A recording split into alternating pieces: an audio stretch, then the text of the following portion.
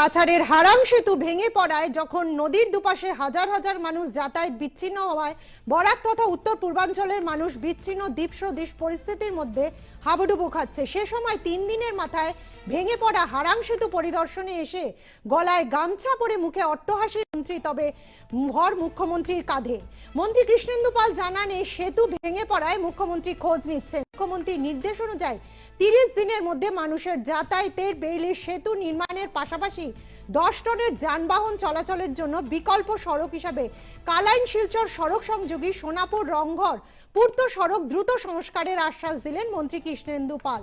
তৎসঙ্গে Bailey সেতুর পাশে সহায় সেতু নির্মাণ করার কাজও শুরু হবে দ্রুত। তাছাড়া হারাং সেতু ভেঙে পড়ায় যাবতীয় অভিযোগ খতিয়ে দেখতে তদন্ত কমিটি গঠন করা হয়েছে বলে জানালেন বিভাগীয় মন্ত্রী।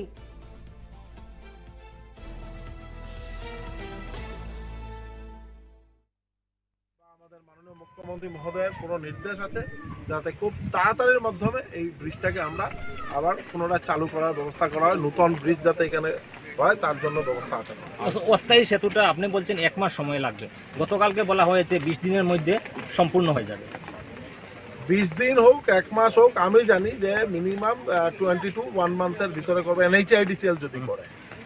আর যদি অন্যান্য ডিপার্টমেন্ট আমরা অন্য ইয়েতে করলে এটা একটু সময় লাগতে পারে, কিন্তু NHIDCL গৌরাঙ্গজির সাথে আমার আলোচনা হয়েছে এবং উনি নিজে বলেছেন যে উইদিন 1 মান্থ, এটা 20 দিনে হতে পারে বা আমরা 1 মাসের ভিতরে, মানে ম্যাক্সিমাম টাইম লিমিট 1 মাস, 1 মাসের ভিতরে হবে। এবং আমরা 20 জুলাইয়ের ভিতরে গেমন সেতু আবার পুনরায় চালু হবে।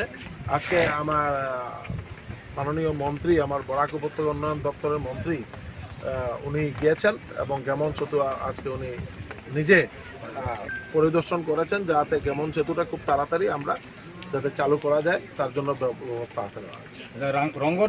গত পরশুদিন রাত্রে যে সময় ব্রিজটা কোলাপস হয়ে যায়, সঙ্গে সঙ্গে আমার কাছে খবর আসে এবং আমরা মাননীয় মুখ্যমন্ত্রী মহোদয়ের সঙ্গে আলোচনা করি এবং আলোচনা করার পর সঙ্গে সঙ্গে মুখ্যমন্ত্রী মহোদয় যাতে এটা আবার বেইলি ব্রিজ ইমিডিয়েট NHIDCL এর সঙ্গে আলোচনা করে যাতে 1 মাসের ভিতরে এখানে বেইলি ব্রিজ তৈরি করা হয় এবং এই ব্রিজকে ডিসমেল্ট করে আবার নতুন ব্রিজ এখানে আমাদের তৈরি করার জন্য ব্যবস্থা হাতে নেওয়া হয়েছে।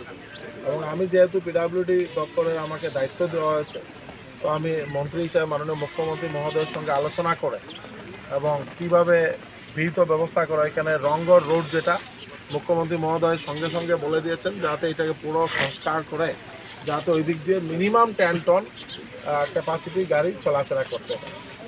আরও যদি আমরা মানে ইমিডিয়েট যাতে আমরা সবাই মিলে সহযোগিতা সবার লাগবে এবং এইখানের মধ্যে অনেকে অনেক অভিযোগ করেছেন এবং আমি অলরেডি ডিসি মহোদয়কে আজকে রিভিউ মিটিং আছে, রিভিউ মিটিংয়ে এটার পুরো তদন্ত যাতে করে, যদি কোনো প্রকৃত দোষী থাকে তাকে যাতে শাস্তি দেওয়া হয় তার ব্যবস্থা নেওয়া হয়। Thank you. তাতে কোনো সন্দেহ নেই।